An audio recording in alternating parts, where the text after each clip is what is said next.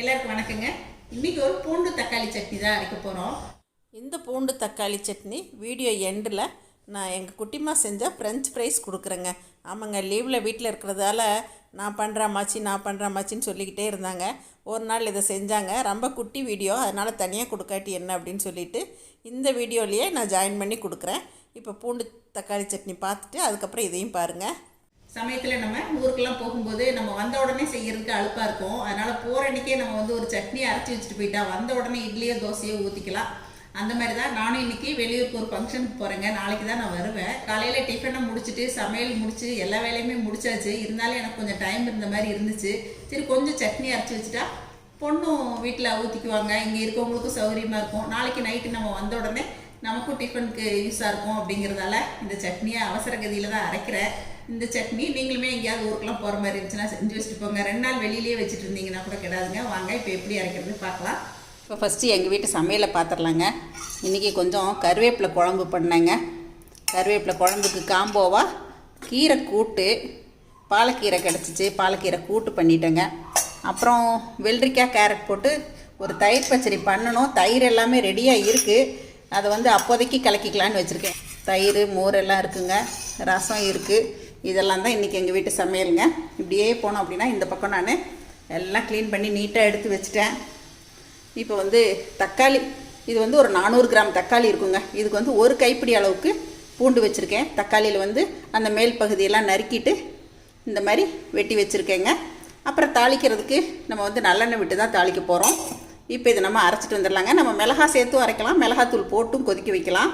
இப்போ இதை அரைச்சிட்டு கொதிக்க வைக்கலாங்க. இப்போது நான் பூண்டை மட்டும் ஃபஸ்ட்டு மிக்ஸி ஜாரில் சேர்த்துருக்கேங்க. இதோட கொஞ்சமாக நம்ம தக்காளி சேர்த்துக்கலாம். தக்காளி எல்லாத்தையும் சேர்த்துட்டா பூண்டு அரைப்படாது. இப்போ இதை நல்லா நைஸாக அரைச்சிட்டு அதுக்கப்புறமா நம்ம மீதி தக்காளியும் சேர்த்து அரைச்சிக்கலாங்க. நம்ம மிளகாய் போட்டு அரைக்கிற மாதிரி இருந்துச்சுன்னா இந்த ஸ்டேஜ்லேயே நம்ம மிளகாயும் சேர்த்துக்கலாம். நான் இன்றைக்கி வரமிளகாத்தூள் போட்டு தான் கொதிக்க வைக்க போகிறேன். இப்போ இதை அரைச்சிட்டு வந்துடுறேங்க. இப்போ நம்ம சேர்த்த பூண்டு தக்காளியை நல்லா ஃபைன் பேஸ்ட்டாக அரைச்சிட்டேங்க. இதிலே ஒரு கொட்டை புளின்னு சொல்லுவாங்க இல்லைங்களா, அந்த அளவுக்கு நான் புளி சேர்க்குறேன். இப்போ மீதி இருக்க தக்காளியும் இதிலே சேர்த்துறேங்க. இப்போ இதையும் நம்ம அரைச்சிட்டு வந்துடலாங்க. மறுபடியும் சேர்த்த தக்காளியை அரைச்சாச்சுங்க. மறுபடியும் சேர்த்த தக்காளியை நம்ம ரொம்ப நைஸாக அரைக்க வேண்டியதில்லை, இந்த அளவுக்கு அரைச்சா போதுமானதுங்க. இப்போ தாளிச்சிடலாம். இப்போ நம்ம சட்னி தாளிக்கிறதுக்கு ஒரு பேன் அடுப்பில் ஏற்றியாச்சுங்க. இப்போ நான் நல்லெண்ணெய் விட்டுக்கிறேன். இதுக்கெல்லாம் ஆயில் கொஞ்சம் ஜாஸ்தியாக விட்டால் தாங்க மறுநாளைக்கு இருந்தாலும் கெடாமல் நல்லாயிருக்கும்.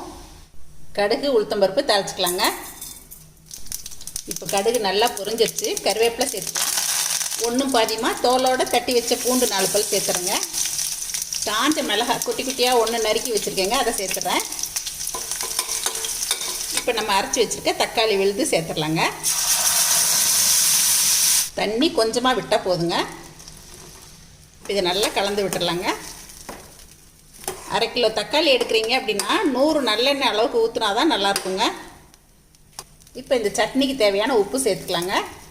காரத்துக்கு தேவையான அளவுக்கு தனி மிளகாத்தூள் சேர்த்துக்கலாம். நம்ம காரம் கொதிக்கும் போது பார்த்துட்டு கூட சேர்த்துக்கலாங்க.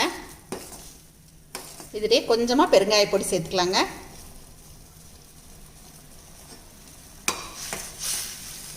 இப்போ இது நல்லா கொதிக்கணுங்க. கொதித்து நல்ல சட்னி சுண்டி வரணும். அது வரைக்கும் நம்ம இடையில பரட்டி விட்டுக்கலாம். நமக்கு வேலை இருந்தால் அடுப்பை குறைச்சி வச்சுட்டு கூட வேறு வேலையை பார்க்கலாங்க. இப்போ இது கொதித்து வரட்டுங்க, பார்க்கலாம். நல்லா கொதிக்க ஆரம்பிச்சிருச்சுங்க. நான் கொஞ்சம் மீடியம் ஃப்ளேமில் போட்டுட்டு ஒரு மூடி போட்டுறேன். அப்பப்போ பார்த்துக்கலாங்க. நம்ம அப்பப்போ பரட்டி விட்டுக்கலாங்க. இல்லைன்னா அடி பிடிக்க ஆரம்பிச்சிரும். நம்ம எதுக்காக மூடி போடுறோம் அப்படின்னா கொஞ்சம் வெளியில் தெறிக்காமல் இருக்குங்க. அதனால தான் நம்ம மூடி போட்டு கொதிக்க விடுறோம். இன்னும் நல்லாவே கொஞ்சம் சுண்டி வரணும். மறுபடியும் மூடி போட்டுடலாங்க. மூடி போட்டு 10 நிமிஷத்துக்கு மேலே ஆயிடுச்சுங்க. அடுப்பை நல்லா குறைச்சி வச்சுட்டேன். இந்த அளவுக்கு எண்ணெய் பிரிஞ்சு வந்துடணுங்க. இந்த மாதிரி சட்னிக்கெல்லாம் இந்த அளவுக்கு எண்ணெய் விட்டால் தான் கெடாமல் இருக்குங்க. டேஸ்ட்டும் நல்லாயிருக்கும். நீங்கள் வெளியில் ட்ராவல்க்கெலாம் எடுத்துகிட்டு போகிற மாதிரி இருந்துச்சுன்னா இன்னும் கூட கொஞ்சம் சுருளை வதக்கி எடுத்துகிட்டு போனீங்கன்னா 2 நாள் ஆனாலும் அப்படியே இருக்குங்க. இப்போ இது கரெக்டான கன்சிஸ்டன்சி வந்துருச்சுங்க. அடுப்பு ஆஃப் பண்ணிடலாம். சட்னி ரெடி ஆகிடுச்சுங்க. இட்லி தோசைக்கு கோதுமை தோசைக்கு எல்லாத்துக்குமே இந்த சட்னி ரொம்ப அருமையாக இருக்குங்க. தக்காளி பூண்டு சட்னி ரெடி ஆகிடுச்சுங்க. நாங்களும் கிளம்பிட்டோம். கிளம்பும் போது நம்மளுடைய அலுவல்கள்லாம் எல்லாமே முடிச்சு வச்சாச்சு. எல்லோரும் சாப்பிட்டாச்சு. இன்னைக்கு நான் செஞ்ச சட்னி உங்களுக்கு பிடிச்சிருக்கும்னு நினைக்கிறேங்க. நீங்களும் எங்கேயாவது வெளியூர்லாம் போனீங்க அப்படின்னா இந்த மாதிரி சட்னி இருக்கலாம், தக்காளி வெங்காய சட்னி இருக்கலாம், தக்காளி கடைஞ்சி வச்சுட்டு போகலாம்.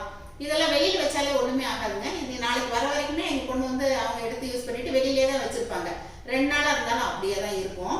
இந்த மாதிரி நீங்களும் எங்கேயாவது வெளியிலலாம் போகிறதுனா இது மாதிரிலாம் செஞ்சு வச்சுட்டு போங்க. நாங்கள் போயிட்டு வரோங்க. பாய். இந்த ஃப்ரெஞ்ச் ஃப்ரைஸ்லாம் எங்கள் குட்டிமா வந்து ரொம்ப அருமையாக செய்ய பழகிக்கிட்டாங்க. அவங்களே தான் செய்வேன்னு இப்போ செய்கிறாங்க. வாங்க பார்க்கலாம். உருளைக்கிழங்கு இந்த மாதிரி ஃப்ரெஞ்ச் ஃப்ரைஸ்க்கெலாம் வந்து கொஞ்சம் பெரிய கிழங்காக எடுத்துக்கிட்டால் நறுக்கிறதுக்கு நல்லாயிருக்குங்க. இப்போ எங்கள் பாப்பாவே தான் வந்து இந்த தோலெல்லாம் சீவுறாங்க. உருளைக்கிழங்கை நல்லா கழுவிட்டு இந்த மாதிரி தோல் சீவிக்கிறாங்க. அதுக்கப்புறம் எல்லாத்தையுமே வந்து இந்த மாதிரி தண்ணியில் போட்டு நல்லா கழுவி எடுத்துட்டாங்க. இப்போ வந்து கட் பண்ணுறதுக்கு நான் வந்து கொஞ்சம் ஹெல்ப் பண்ணேன். ஆனால் வந்து இல்லை அம்மாச்சி நானே கட் பண்ணிக்கிறேன் அப்படின்னு சொல்லிவிட்டு இப்போ அவங்களே இப்போ கட் பண்ணுறாங்க. நல்லா பொறுமையாக நீட்டாக தான் கட் பண்ணாங்க. அப்பப்போ இந்த ஃப்ரெஞ்ச் ஃப்ரைஸ் மட்டும் அவள் செய்வா, வீட்டில் செஞ்சான்னா எங்களுக்குமே கொடுப்பா.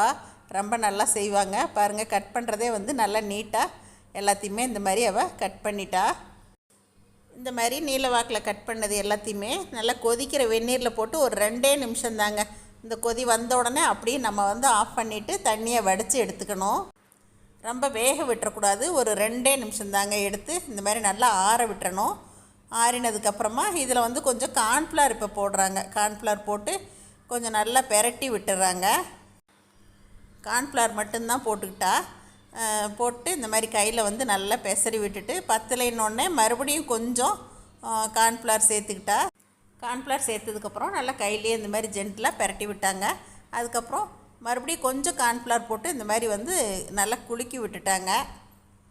அதுக்கப்புறமா ஓப்பன் பண்ணிவிட்டு நல்லா கையில் பெரட்டி பார்த்தாங்க. நல்லா ட்ரை ஆகிடுச்சு. நல்லா ஆறினதுக்கப்புறமா தான் நம்ம இந்த மாதிரி கார்ன்ஃப்ளவர் சேர்த்து பெரட்டி விட்டுக்கணும். இப்போ நல்லா எண்ணெய் காஞ்சிருக்குங்க. காஞ்ச எண்ணெயில் நம்ம பெரட்டி வச்ச அந்த ஃப்ரெஞ்ச் ஃப்ரைஸ் எல்லாத்தையுமே சேர்த்தாச்சு.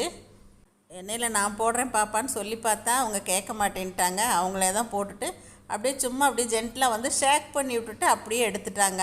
பாருங்கள், இந்த மாதிரி தான் கரண்டியால் இந்த மாதிரி ஷேக் பண்ணி விட்டுட்டு அப்படியே எடுத்துட்டாங்க. ஃபஸ்ட் டைம் போட்டு இந்த மாதிரி எடுத்ததுக்கப்புறமா மறுபடியும் ஒரு 2 நிமிஷம் ஆறினதுக்கப்புறமா மறுபடியும் ஒரு தடவை ஃப்ரை பண்ணுறாங்க. இந்த மாதிரி 2 டைம் ஃப்ரை பண்ணி தான் எடுத்தாங்க. எங்கள் வீட்டில் எங்கள் குட்டிமா செஞ்ச ஃப்ரெஞ்ச் ஃப்ரைஸ் ரெடியாக இருக்குங்க. எங்கள் வீட்டில் எல்லாருக்குமே வந்து டேஸ்ட்டுக்கு கொடுத்தாங்க. இப்போ அவங்களுமே டேஸ்ட் பண்ண போகிறாங்க. இதில் உப்பு மிளகாத்தூள் இல்லைன்னா மிளகுத்தூள் சேர்த்துக்கலாங்க. ஆனால் எங்கள் குட்டிமா எப்போவுமே வந்து டொமேட்டோ கெச்சப் வச்சு அப்படியே தான் சாப்பிடுவாங்க. எப்படி இருக்கா செல்லம்? அவங்க செஞ்சதை அவங்களே சூப்பராக இருக்குன்னு சொல்லிட்டாங்க. குழந்தைங்கள வேலை செய்ய விடலாங்க. ஆனால் நம்ம வந்து அடுப்பில் செய்யும்போது கிட்டே இருக்கணும். இந்த 2 ரெசிபியுமே உங்களுக்கு பிடிச்சிருக்குன்னு நினைக்கிறேங்க. எப்பயும் போல் உங்களோட ஃபீட்பேக் சொல்லுங்கள். தேங்க்யூ. மறக்காமல் லைக், ஷேர் பண்ணுங்கள். சரசூஸ் சமையல் பாருங்கள். சமையல் நல்லா பண்ணுங்கள். சரசூஸ் ஃபுட் ப்ராடக்ட்ஸ் பொடிவைகள் தேவைப்படுறவங்க இங்கே கொடுத்துருக்க வாட்ஸ்அப் நம்பரில் காலை 10 மணி முதல் மாலை 6 மணி வரை எங்களை காண்டாக்ட் பண்ணி வாங்கிக்கலாங்க. இப்போ எங்ககிட்ட பிரண்டை பொடியும் கிடைக்குங்க. தேங்க்யூ.